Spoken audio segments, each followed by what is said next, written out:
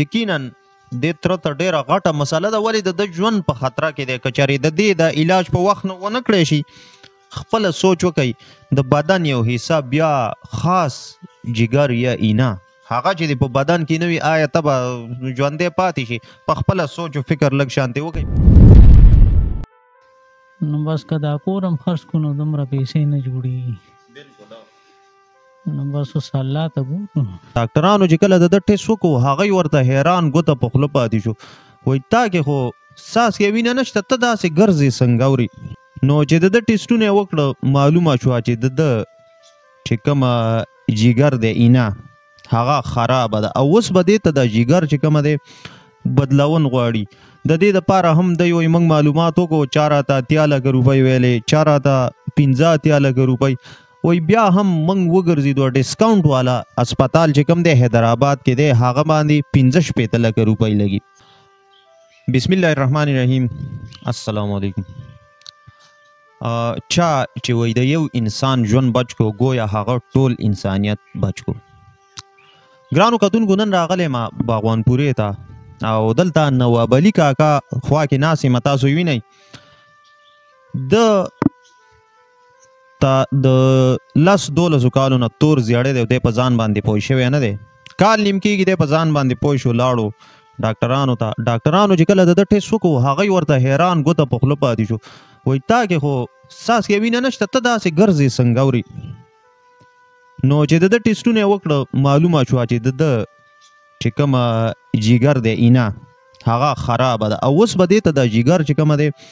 بدلون غواړي. د دې دپاره هم دی وایي موږ معلومات وکړو، چا راته 80 لکه روپۍ ویلې، چا راته 15 لکه روپۍ وایي. بیا هم موږ وګرځېدو ډسکاونټ والا اسپتال چې کوم دی حیدرآباد کې دی هغه باندې 15 لکه روپۍ لګي. وایي نه مې کور دومره پیسې کوي، 2 کمرې کور دی،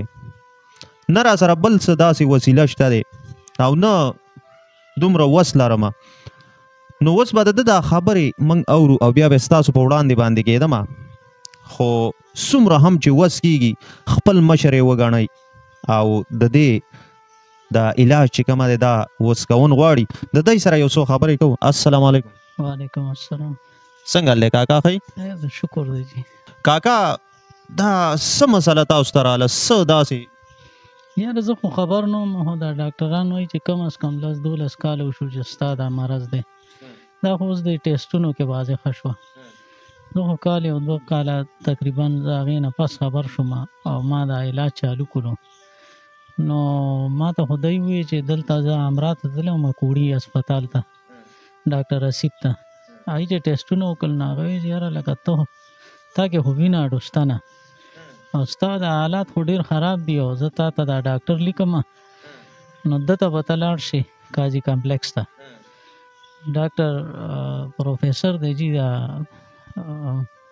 ډاکټر حمید دی او یو دا بل ډاکټر دی د هغه نوم مې ولیکلو جي او زه هغوی ته لاړم، خالد ډاکټر خالد پروفیسر. نو بس سهاره نه لاړم او بس هغوی وایي چې یاره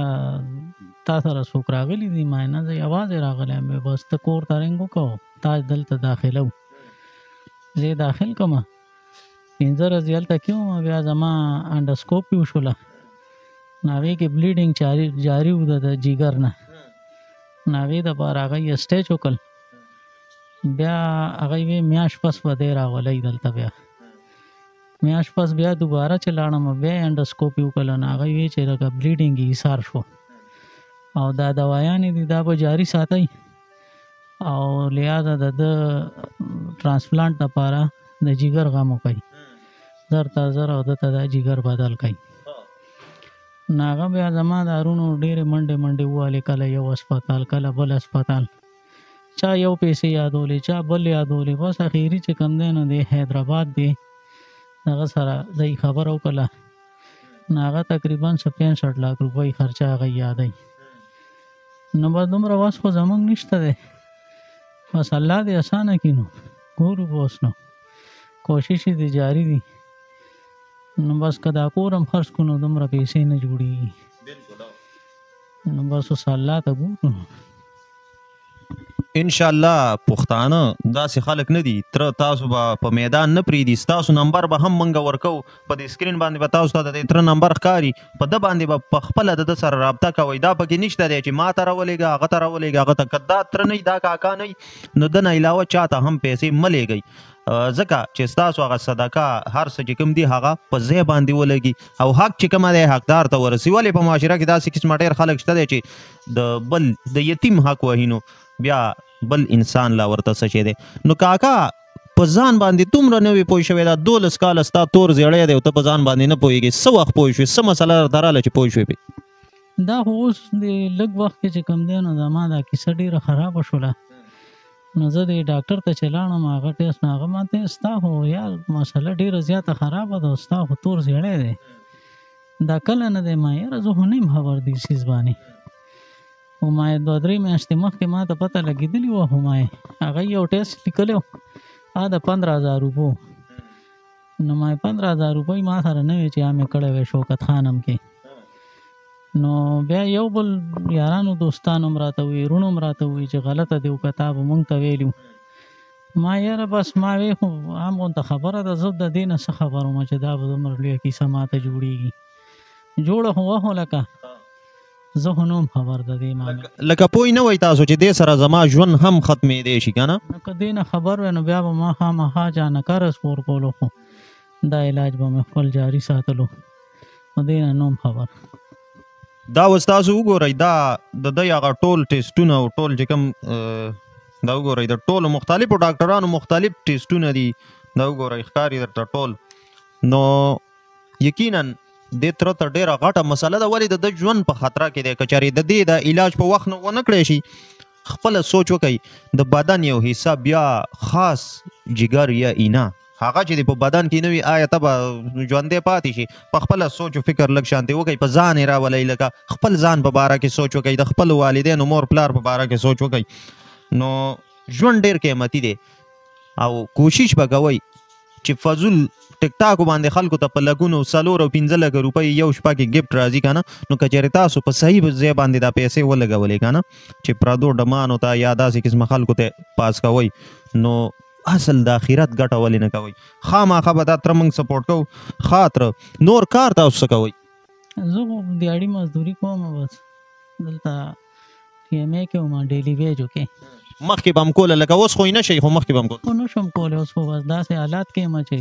کیلو وزن هم نه شم اوچتولی او نه ګرځېدل راته چې بهی ګرځې به هم نه حالات مې داسې دي یا ډاکټر وایي که تبه در باندې راغله نو بیا موږ ته د تبې چله ستا نه راځي تا ته هغه دردونو ګولۍ به هم بلکل درته نه ورکوئ د ده حالات داسې دي نو ما بس صحیح دی نو پراته یو بس کور کې نو او کاکا تاسو ملګرو په خپله لږ شانتې سوچ وکئ که نه کاکا وایي زه چې لاړم وایي زه په خپله هم حیران شوم وایي ما ته یې ویل چې ته دا ژوندی څنګه ګرځې تا کې خو وینه نشته زما ټیسټ یې وکړو زما جګر وایي مکمل خراب اینا مې خراب و